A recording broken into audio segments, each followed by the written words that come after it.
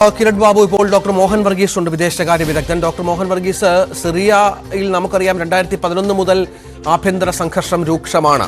വലിയ ആൾനാശം, 5 ലക്ഷത്തോളം ആളുകൾ ഇതിൽ കൊല്ലപ്പെട്ടു എന്ന കണക്കുകളൊക്കെ നേരത്തെ പുറത്തു വന്നതാണ്. ഇപ്പോൾ ഏറ്റവും ഒടുവിൽ ഇങ്ങേര് അവകാശവാദമായി വിമറെത്തുമ്പോൾ എന്ത് മാറ്റമാണ് ഇതുമായി ബന്ധപ്പെട്ട് സംഭവിക്കാൻ പോകുന്നത്? മറ്റൊരു ലോകരാജ്യം കൂടി, പ്രധാനപ്പെട്ട രാജ്യം കൂടി ഭീകര സംഘടനകളുടെ പിടിയിലാകുന്നു എന്നും വ്യാഖ്യാനമുണ്ടല്ലോ അതിന്. ഇതില് 2 ഡയമെൻഷൻസ് ഉണ്ട്. ഒരു ഭീകര സംഘടനയാണ് ഇപ്പോൾ മുന്നേറിക്കൊണ്ടിരിക്കുന്ന, ദമാസ്കസ് ലക്ഷ്യമായി മുന്നേറിക്കൊണ്ടിരിക്കുകയും ദമാസ്കസ് വളഞ്ഞിരിക്കുകയും ചെയ്യുന്ന ഹയാ തഹ്രീർ അൽ ഷാം എന്ന് പറയുന്ന HTS എന്ന ഒരു വാദം. മറുപക്ഷത്ത് വളരെ മിതവാദ വിഭാഗങ്ങൾ കൂടി ചേർന്നതാണ്, പ്രത്യേകിച്ച് ഒരു റാഡിക്കൽ ഇസ്ലാമിസ്റ്റ് ഔട്ട്ഫിറ്റ് ആയിരുന്ന ഒരു സംഘടന ഇപ്പോൾ വളരെ മിതവാദ ലെവലിലാണ്. വിദേശ രാജ്യങ്ങളെ കൂടി, പ്രത്യേകിച്ച് പാശ്ചാത്യ രാജ്യങ്ങൾക്ക് കൂടി സ്വീകാര്യമാകുന്ന നയങ്ങളാവും അവർ സ്വീകരിക്കുക എന്ന ഒരു നിലപാട് ചിലർക്കെങ്കിലുമുണ്ട്. അടിസ്ഥാനപരമായി ഇപ്പോഴും HTS എന്നത് നിരോധിത സംഘടനയാണ്. അമേരിക്കയെ സംബന്ധിച്ചിടത്തോളം അത് ഭീകര സംഘടനയാണ്. യൂറോപ്യൻ രാജ്യങ്ങൾ ഒരു ഭീകര സംഘടനയായി യുണൈറ്റഡ് നേഷൻസ് ഉൾപ്പെടെ അങ്ങനെ കരുതുമ്പോൾ ഈ ഒരു സംഘടനയുടെ നിയന്ത്രണത്തിലേക്ക് ദമാസ്കസ് ഉൾപ്പെടെയുള്ള നഗരങ്ങൾ വരുമ്പോൾ സിറിയ ഏതാണ്ട് പൂർണ്ണമായും ആ സംഘടനയുടെ നിയന്ത്രണത്തിലേക്ക് വരികയാണ്. അപ്പോൾ അങ്ങനെ വരുമ്പോൾ സിറിയയുടെ മഹാഭൂരിപക്ഷം ബാഷർ അൽ അസദ് നയിച്ചിരുന്ന പ്രദേശങ്ങളെല്ലാം തന്നെ യഥാർത്ഥത്തിൽ സിറിയയുടെ ഈ വിഭാഗത്തിന് കീഴിലേക്ക് വരികയും വടക്ക് കിഴക്കൻ സിറിയയിലെ കുർദുകൾക്ക് ആധിപത്യം വരികയും ചെയ്യുമ്പോൾ മറ്റൊരു പൂർണ്ണ സിവിൽ വാറിലേക്ക് സിറിയ നീങ്ങാനുള്ള സാധ്യതയാണ് കാണുന്നത്. കാരണം ഈ സിവിൽ വാർ എന്ന് പറയുന്നത് പുത്തരിയല്ല സിറിയയെ സംബന്ധിച്ചിടത്തോളം. നമുക്കറിയാം 2011 അറബി വസന്തത്തെ തുടർന്നുകൊണ്ട് സംഭവിച്ച ഒരു സിവിൽ വാർ. ആ സമയത്ത് വലിയ തോതിലാണ് റിബൽസ് മുന്നേറിയത്. അവസാനം അത് ISISന്റെ കയ്യിൽ, ഇസ്ലാമിക് സ്റ്റേറ്റിന്റെ കയ്യിൽ വലിയൊരു ഭാഗം സിറിയൻ ടെറിട്ടറിയും അതുപോലെ ഇറാഖിന്റെ ടെറിട്ടറിയും വിടുന്നൊരവസ്ഥയിലെത്തി. ഇപ്പോൾ ഏതാണ്ട് സമാനമായ ഒരു അവസ്ഥയിലാണ് സിറിയ ഇപ്പോൾ സ്ഥിതി ചെയ്യുന്നത്. പക്ഷേ ISISൽ ഒരു കാലത്ത് പ്രവർത്തിച്ചിരുന്ന നേതാക്കൾ ഇപ്പോൾ HTSലാണ്. അബു മുഹമ്മദ് അൽ ജുലാനി ഉൾപ്പെടെയുള്ള നേതാക്കൾക്ക് ഉണ്ടായിരുന്ന അൽ ഖൈദ IS ബന്ധം ഒരു വലിയ ചോദ്യചിഹ്നമായി ഇരിക്കുകയാണ്. ഇപ്പോൾ അങ്ങനെയുള്ള ഒരു വ്യക്തിയുടെ നേതൃത്വത്തിൽ അല്ലെങ്കിൽ ഒരു റാഡിക്കൽ വിഭാഗത്തിന്റെ നേതൃത്വത്തിൽ നടക്കുന്ന ആക്രമണങ്ങൾ ഒരു ഗവൺമെന്റിനെ ഔസ്റ്റ് ചെയ്യുന്നതിലേക്ക് എത്തുമ്പോൾ, പ്രത്യേകിച്ച് ബാഷർ അൽ അസദ് ദീർഘകാലമായ 2000 ആണ്ട് മുതൽ അദ്ദേഹം പ്രസിഡന്റാണ്. അദ്ദേഹത്തിന്റെ ഹൈ ഹാൻഡഡ്നെസ് ഉണ്ട്. അദ്ദേഹം പലപ്പോഴും ജനസംഖ്യയിൽ വളരെ പിന്നിലായ, അല്ലെങ്കിൽ 10% 15% താഴെ മാത്രമുള്ള അല്ലാവി വിഭാഗത്തിൽ പെടുന്നയാളാണ്.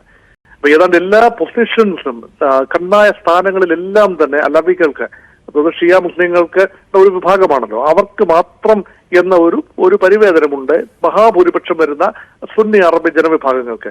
പക്ഷെ അവർ ആഹ്ലാദത്തിലാണ്. ഇപ്പോൾ ബാഷർ അൽ അസദ് വീഴുന്നു എന്ന് പറയുമ്പോൾ അവർ വലിയ സന്തോഷത്തിലും ആഹ്ലാദത്തിലും തന്നെയാണ്.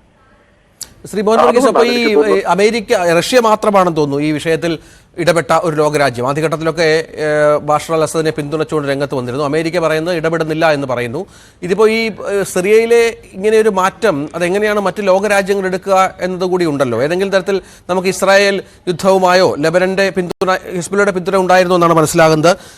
അങ്ങനെ ഇതുമായി ഇതിനെ കമ്പയർ ചെയ്യാൻ സാധിക്കും? എന്താണ് അങ്ങനെ ഒരു തരത്തിൽ നോക്കിക്കഴിഞ്ഞാൽ?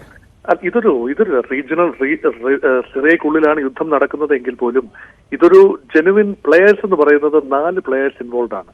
അതിൽ കൃത്യമായി പറഞ്ഞാൽ റഷ്യ ഡയറക്ട്ലി ഇൻവോൾവ് ആണ്. റഷ്യയാണ് ആസാദ് ഭരണകൂടത്തിന് എയർ കവർ നൽകിക്കൊണ്ടിരിക്കുന്നത്. ആസാദിന്റെ സൈന്യങ്ങൾക്ക് അരയിൽ യുദ്ധം ചെയ്യുമ്പോൾ റഷ്യ എയർ കവർ ചെയ്യുമ്പോൾ അവർ എയർ സുപ്പീരിയോറിറ്റി റഷ്യയുടെ ഒരു ചുമതലയായി അസദ് ഭരണകൂടം എടുത്തു. പക്ഷേ ഇപ്പോൾ അസദിന്റെ സൈന്യങ്ങൾ ഫൈറ്റ് ചെയ്യാൻ വിസമ്മതിക്കുന്നു എന്നാണ്. ഓരോ നഗരത്തിലേക്കും വരുമ്പോൾ ഇദ്ലിബിൽ നിന്ന് അവർ ആദ്യം തന്നെ പിന്മാറി. അലപ്പ പിടിച്ചപ്പോൾ ഒരു റെസിസ്റ്റൻസ് ഉണ്ടായില്ല. ഹമായിലേക്ക് വിമത സൈന്യം കയറിയപ്പോഴും കാര്യമായ റെസിസ്റ്റൻസ് ഉണ്ടായില്ല. ഇപ്പോൾ ഹോംസും പിടിച്ചിരിക്കുന്നു. ഇനി വരാനുള്ളത് ദമാസ്കസ് എന്ന തലസ്ഥാന നഗരം മാത്രമാണ്. അത് ഇവരെ സഹായിച്ചുകൊണ്ടിരിക്കുന്നത് ഇറാനാണ്. പ്രധാനമായും സിറിയയെ താങ്ങി നിർത്തിയിരുന്നത് ഇറാന്റെ ഭരണകൂടമാണ്. ഇറാൻ ഷിയ രാജ്യമാണല്ലോ. അപ്പോൾ ഷിയ വിഭാഗങ്ങൾക്ക് നിർണായക സ്വാധീനമുള്ള സിറിയയിലെ ഭരണകൂടത്തെ താങ്ങി നിർത്തിയിരിക്കുന്ന ഷിയ രാജ്യമായി ഇറാനാണ്. അപ്പം ഇറാൻ ഇപ്പോൾ ഇസ്രായേലുമായ പ്രശ്നത്തിൽ അവർക്ക് അവരുടേതായ പ്രശ്നങ്ങൾ ഉള്ളതുകൊണ്ട് പൂർണ്ണമായും സിറിയയെ സഹായിക്കാവുന്ന ഒരു നിലയിലല്ല ഇറാൻ. അതുകൊണ്ട് ഇറാന്റെ ഒരു സഹായം കുറവാണ്. അതുപോലെ റഷ്യക്കും പൂർണ്ണ അർത്ഥത്തിൽ സഹായിക്കാനാവില്ല. കാരണം ഉക്രൈനുമായ വലിയ യുദ്ധമുള്ളതുകൊണ്ട്, ആളുമായുധങ്ങളും അവിടെ ആവശ്യമുള്ളതുകൊണ്ട് പൂർണ്ണ ശ്രദ്ധ ചെലുത്താനാവില്ല. ഇറാന്റെ 20-ലധികം സൈനിക താവളങ്ങൾ ഇവിടെയുണ്ട്. റഷ്യയുടെയും 20ഓളം സൈനിക താവളങ്ങളും ബേസുകളും സിറിയയുടെ മണ്ണിലുണ്ട്. പക്ഷെ ഇത് ഉപയോഗിക്കാനാവാത്ത നിലയിൽ ഇപ്പോൾ നിശ്ചലമായിരിക്കുന്നു എന്ന് വേണം കരുതാൻ. ഇതിൽ മുൻകാലങ്ങളിൽ തർക്കങ്ങൾ ഉണ്ടാകുമ്പോൾ, പ്രശ്നങ്ങൾ ഉണ്ടാകുമ്പോൾ, ആഭ്യന്തരമായി ബഷർ അൽ അസദിന്റെ കസേരയ്ക്ക് ഇളക്കം തട്ടുമ്പോൾ ലെബനനിൽ നിന്നും വന്ന് സഹായിച്ചുകൊണ്ടിരുന്നത് ഹിസ്ബുള്ളയുടെ പോരാളികളാണ്. ഇപ്പോൾ ഹിസ്ബുള്ള ഇസ്രായേൽ വെടിനിർത്തൽ കരാർ നിലവിലായി കഴിഞ്ഞു. 60 ദിവസത്തേക്ക് ഇസ്രായേൽ സൈന്യം ലെബനന്റെ മണ്ണിൽ തുടരുകയാണ്. അങ്ങനെ വരുമ്പോൾ ആ ഹൈവേ അത് മാത്രമല്ല, ലെബനിൽ നിന്നും സിറിയയിലേക്ക് കടക്കുന്ന അതിർത്തി പ്രദേശങ്ങൾ പൂർണ്ണമായും ഇസ്രായേൽ ബോംബ് ചെയ്തിരിക്കുകയാണ്. അതുകൊണ്ട് ഹിസ്ബുള്ളയുടെ സപ്ലൈ ലൈൻസ് പൂർണ്ണമായും കട്ട് ചെയ്തിരിക്കുന്നു.